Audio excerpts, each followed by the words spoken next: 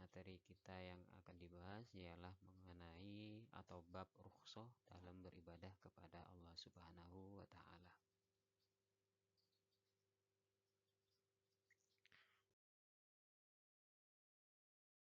Rukhsah ialah kemudahan dalam ibadah.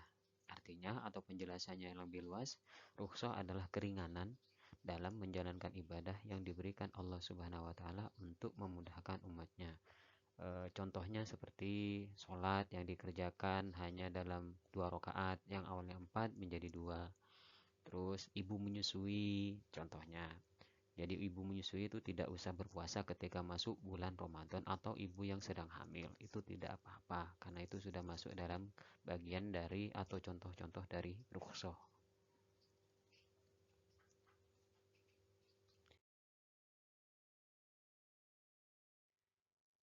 Pengertian rukhsah ialah kemudahan, atau secara simpelnya atau bahasa sederhananya adalah kemudahan. Jadi, kemudahan seperti apa? Kemudahan untuk melaksanakan ibadah bagi umatnya. Umat kitnya yang dimaksud di sini adalah umat Islam tentunya. Tujuannya dari rukhsah ialah untuk memberikan kemudahan dalam menjalankan ibadah. Jadi ibadah tetap lanjut, syariatnya tetap jalan. Supaya ibadah ketika dilaksanakan dalam keadaan berhalangan itu tidak menjadi beban dan bisa dilakukan dengan nyaman. Ya, contohnya seperti yang saya sebutkan tadi di awal.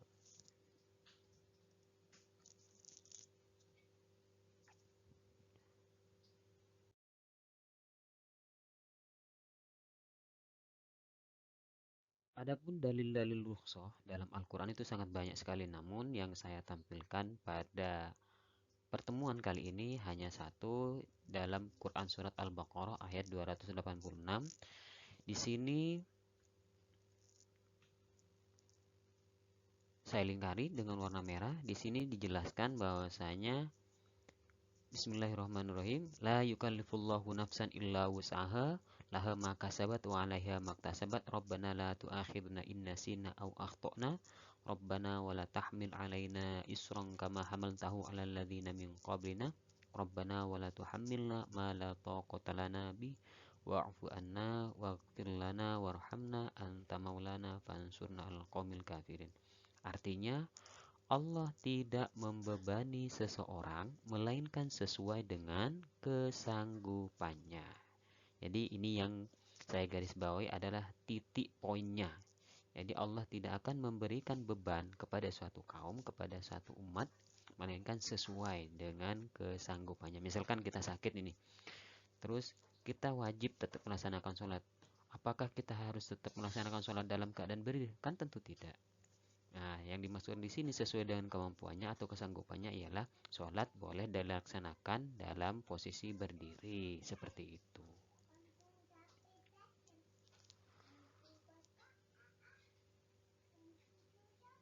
Contoh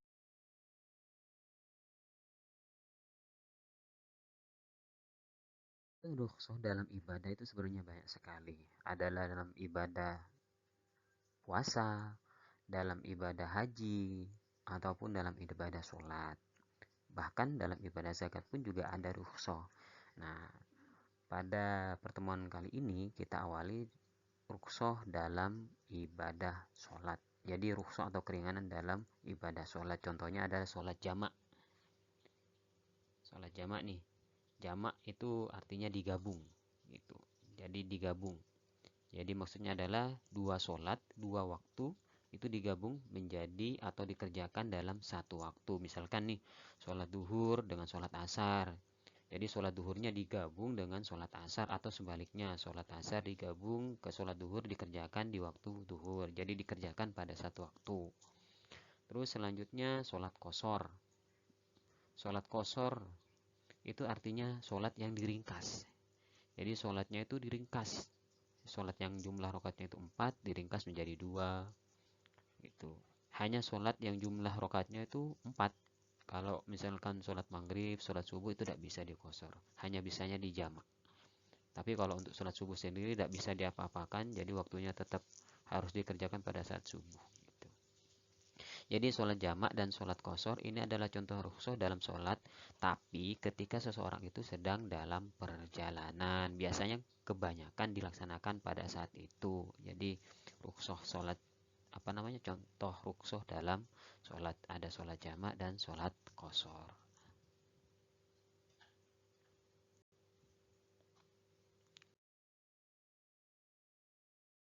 Rukhsah berikutnya bagi perempuan hamil dan menyusui. Ini perempuan hamil dan menyusui. Jadi mereka, golongannya orang atau perempuan yang hamil dan menyusui, boleh tidak berpuasa. Atau di sini poin pertama, perempuan hamil boleh berbuka puasa jika khawatir terhadap janinnya. Jadi dia posisinya sedang berpuasa dan boleh membatalkan puasanya atau bahkan boleh tidak berpuasa. Karena katanya di sini rukhsah berlaku ketika orang tersebut sedang hamil.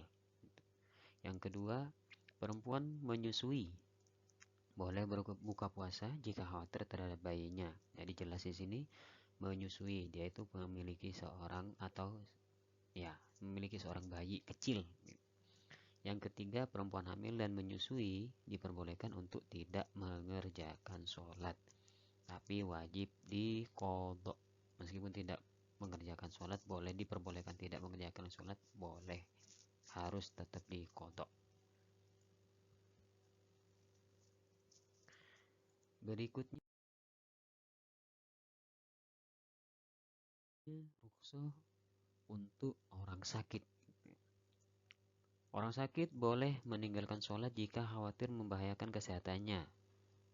Boleh meninggalkan, tapi dengan catatan tetap diqodok ketika orang tersebut sudah atau dalam kondisi normal, meskipun tidak normal kembali sehat gitu ya. Jadi misalnya, mungkin analisa dokternya, ya bapak sudah bisa, apa namanya, posisi duduk lah paling tidak gitu, bisa sudah untuk mengkodok sholatnya gitu. Yang kedua, orang sakit boleh berbuka puasa jika khawatir membahayakan kesehatannya. Boleh, boleh berbuka puasa lebih awal. Kalau misalkan dalam bulan Ramadan dia itu sakit tapi masih ingin berpuasa gitu. Boleh dia itu berbuka puasa lebih awal, atau mungkin sebagai percobaan di hari pertama boleh sampai duhur, karena untuk mencoba sampai di mana tubuhnya dia itu mampu untuk menahan lapar dan haus gitu, untuk melaksanakan ibadah puasa. Yang ketiga, orang sakit boleh berpuasa dengan cara mengganti puasanya di kemudian hari. Jadi di sini orang sakit tersebut boleh tidak berpuasa sebulan penuh, tapi dengan catatan diganti. Gitu. Nah, digantinya di sini juga ada ketentuan-ketentuannya, bukan asal mengganti saja gitu. Contohnya seperti tadi, ibu hamil dan ibu menyusui, jadi boleh tidak berpuasa, tapi dengan catatan diganti. Kalau misalkan sudah nyampe 2 tahun berikutnya, jadi misalkan gini, tahun kemarin dia itu berpuasa, maaf, tahun kemarin dia itu ada beberapa hari yang puasanya tuh bolong atau berhalangan. Nah, bulan Ramadan, sebelum masuk ke bulan Ramadan, orang tersebut itu wajib untuk mengganti. Jadi dalam artian boleh mengkodok puasa di kemudian hari sebelum nyampe di bulan Ramadan. Tapi kalau sudah nyampe di bulan Ramadan berikutnya atau masuk ke bulan Ramadan berikutnya, orang tersebut selain mengganti puasanya juga wajib membayar fidyah itu atau denda lah gitu. Jadi kesimpulannya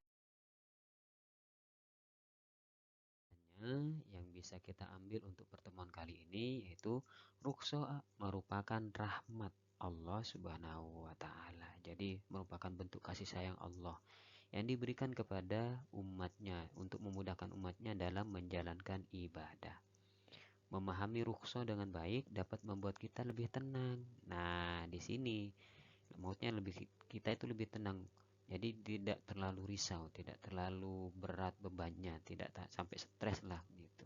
Jadi tidak terlalu terbebani. Jadi maksudnya tidak terlalu bebani, bagaimana kalau misalkan saya itu tidak sholat, bagaimana kalau misalkan saya itu tidak berpuasa. Nah gitu.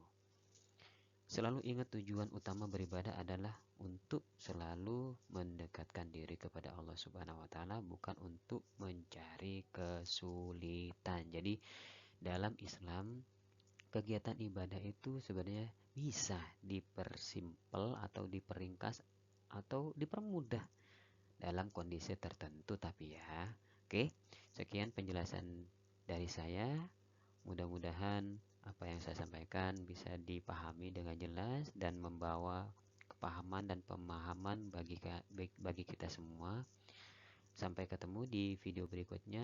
Assalamualaikum warahmatullahi wabarakatuh.